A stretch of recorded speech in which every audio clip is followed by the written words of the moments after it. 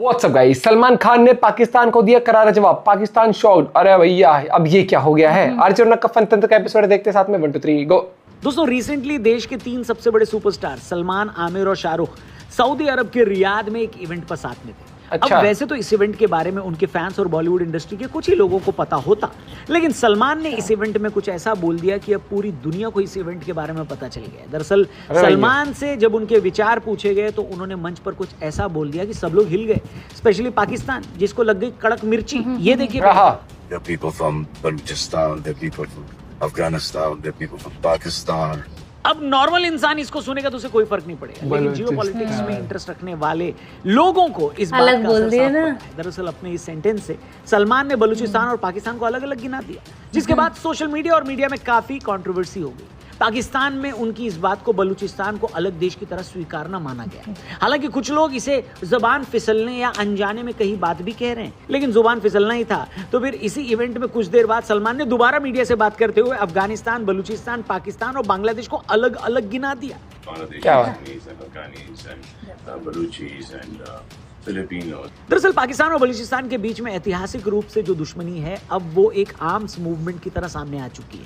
Bloch liberation army और पाकिस्तान के अंदर बैठे अफगानियों ने पाकिस्तान की इंटरनल सिक्योरिटी को चैलेंज करना शुरू कर दिया है, जिसकी वजह से न सिर्फ उनकी आर्मी बल्कि उनकी खुफिया एजेंसीज भी परेशान है। आमतौर पर इस बात को सिर्फ पॉलिटिकल स्टेजों से ही कहा जाता था। शायद ये पहली बार है कि भारत के अंदर किसी बड़े कलाकार ने इस तरह से बलूचिस्तान को एक अलग देश पाकिस्तान भी लाइक, हालांकि पाकिस्तान कोई भी के आ अंदर जाता है हमें तोड़ता है। तुम्हारा काम ही है भैया, और भारत के शहरों के बारे में हर मंच से बोला है, लेकिन बगुला कितनी भी लंबी चोंच कर ले अपनी, समुद्र की गहराई नहीं नाप सकता।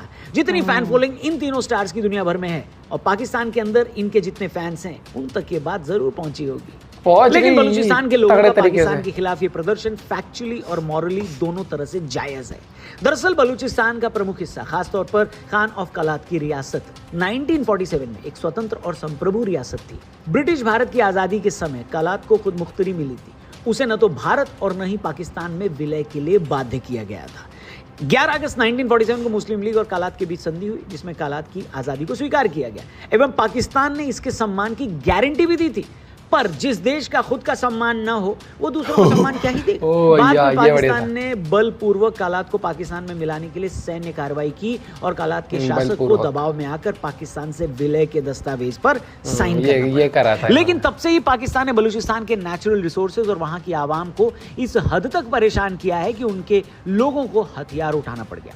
बलूचिस्तान में पाकिस्तान के खिलाफ लगातार बड़े कम्युनल और सिविल विद्रोह होते रहे, जिससे बलूच जनता में पाकिस्तान के प्रति असंतोष और होके रहेगा साफ दिखती है। आज भी बलूच अलगाववादी आंदोलन को महिलाओं, बच्चों और शहरी मिडिल क्लास के साथ समाज के अलग अलग वर्गों का सपोर्ट मिलता है, जो ये दिखाता है कि ये केवल कुछ नेताओं की एस्पिरेशन नहीं बल्कि वहां की आम पब्लिक की लंबी पेंडिंग डिमांड भी है। बलोच नेताओं और उनके रिप्रेजेंटेटिव्स का यह आरोप रहा है कि पाकिस्तान सरकार बलूचिस्तान के नेचुरल रिसोर्सेज को निकालकर पूरे इलाके को गरीब रखना चाहती है, जबकि वहां के लोगों को इसका फायदा नहीं मिलता। पाकिस्तानी पंजाब और सिर्फ कुछ इलाकों को ही इसका फायदा मिल पाता है। बलूचिस्तान पाकिस्तान का सबसे पिछड़ा, गरीब और एक्सप्लॉइटेड प्रांत रहा है।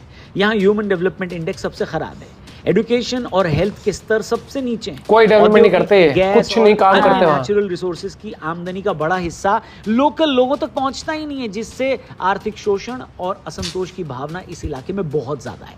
पाकिस्तान के एस्टैब्लिशमेंट द्वारा बलूचिस्तान में मानवाधिकार उल्लंघनों, किडनैपिंग और मिलिट्री मूवमेंट से वहां की जनता की आवाज भी दबाई जा रही है, जिसकी वजह से बलूचिस्तान के लोग काफी गुस्से में हैं और अब वहां के लोग पाकिस्तान से अलग होने की बात कर रहे हैं। सलमान खान का एक छोटा सा बयान अब उनके गुस्से को एक नई आवाज देता है।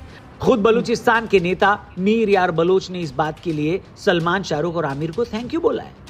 पाकिस्तान को दुनिया से अलग करने के लिए ये जरूरी है कि हम खुद अपने लेवल पर क्या कर रहे हैं। सबसे पहले तो इंडिया और पाकिस्तान के बीच बायलैटरल रिश्ते सालों से बंद हैं। इन दोनों देशों के बीच कोई ऑफिशियल बातचीत भी नहीं होती है। पहलगाम हमले के बाद से ही भारत ने पाकिस्तानी नागरिकों और राजनयिकों को बाहर भेज दिया। दोनों देशों की एयर स्पेस बंद हो गई, इंडस वाटर ट्रीटी भी निलंबित हो गई है। इसके साथ ही हर लेवल पर संबंधों में बेरुखी दिखाई गई।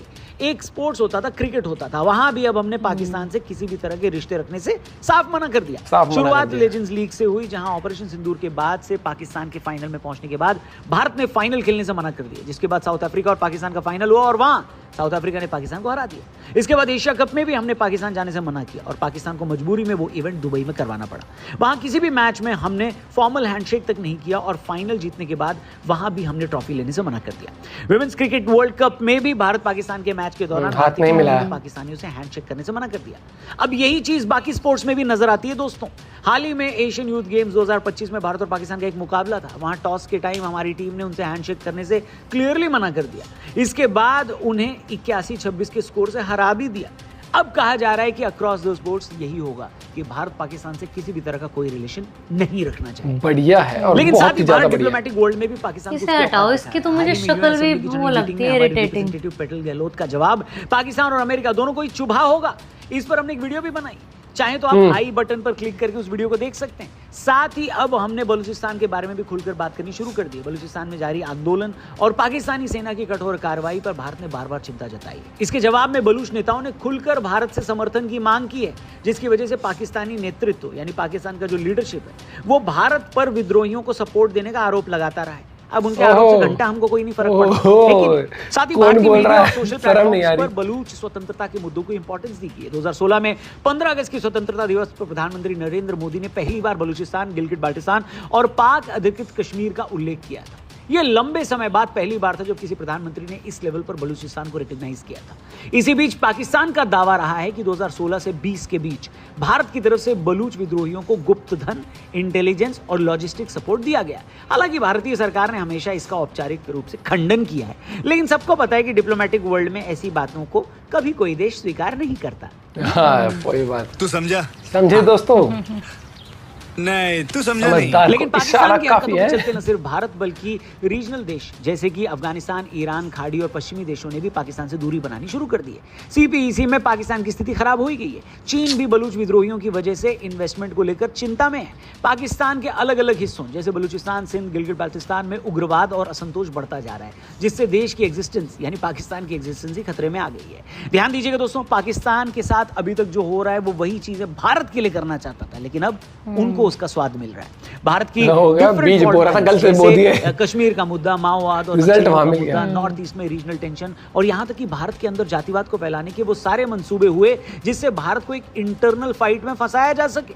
इसके अलावा पाकिस्तानी आतंकवाद और उसके हमले भारत में लगातार होते रहे। उनके कलाकार इसके बावजूद हमारे यहाँ आकर काम करते रहे, बॉलीवुड में स्पेस पाते रहे, हमारा ट्रेड भी जारी रहा। इंडस वाटर ट्रीटी करके हमने अपने देश का ज्यादातर पानी उनको भेज दिया। पाकिस्तान हमें एक 2.5 फ्रंट वॉर में झोंकने के लिए तैयार खड़ा था, लेकिन अब इन सब चीजों में एक बड़ा बदलाव आया है। भारत ने पॉलिटिकली, डिप्लोमेटिकली और फाइनेंशियली जवाब दिया था। अब उन मंचों से भी पाकिस्तान की फॉल्ट लाइंस को हम दुनिया भर के सामने ला रहे हैं, जो उसके लिए किसी कड़वे घूंट से कम नहीं है। खैर, शायद हम उस मुकाम पर इस वक्त खड़े हैं जहां आने वाले 10 सालों में हमें अपने पड़ोस में वो सब देखने को मिलेगा जो भविष्य के 500 या 1000 सालों तक याद किया जाएगा। ऐसा मौका हमारे बुजुर्गों ने शायद 71 की लड़ाई में ईस्ट पाकिस्तान के बांग्लादेश बनते हुए देखकर याद किया था, लेकिन उस समय जो कसर बाकी रह गई थी दोस्तों, हो सकता है वो अब पूरी हो। पर ऐसा नहीं कि ये सब बहुत शांति से हो जाएगा। इस समय पाकिस्तान हर तरह से वो हरकत करने को तैयार बैठा है जहां भारत को एक और आतंकी हमले से दहलाया जा सके। मैं आपको डरा नहीं रहा हूं, आपको भी अंदर से पता है एक आतंकी मुल्क से आप और क्या एक्सपेक्ट करेंगे। लेकिन हमारी पाकिस्तान को लेकर बदली वॉर डॉक्ट्रिन ये कहती है कि अगर ऐसा कुछ भी हुआ तो ये भारत के खिलाफ एक युद्ध माना जाएगा, और तब भारत इसका कैसा जवाब देगा, इसका जवाब हमारे सेना प्रमुखों ने अलग अलग मंचों से क्लियरली दे दिया है। आप जाकर मत चेक करिए, पाकिस्तानी ऑलरेडी चेक कर चुका है। क्यों? सूझी तो उनकी है और आगे भी होगी। वेल, इस पूरे मैटर पे आपका क्या कहना है कमेंट करके जरूर बताइएगा। सलमान के कमेंट को क्या आपने देखा था जब ये लाइव हुआ था, या उस पर आपका क्या रिएक्शन आया था उस वक्त? उस बारे में जरूर बताना। हमारे फेसबुक और कमेंट बॉक्स खुला हुआ है। Thank you for watching. Channel subscribe करना, वीडियो अपने दोस्तों से जरूर। मुझे तो इस मुद्दे के ऊपर जो भी टिप्पणी करी है सलमान खान ने, वो मेरे को तो इस वीडियो के थ्रू पता लगा जब ये वीडियो आज आई।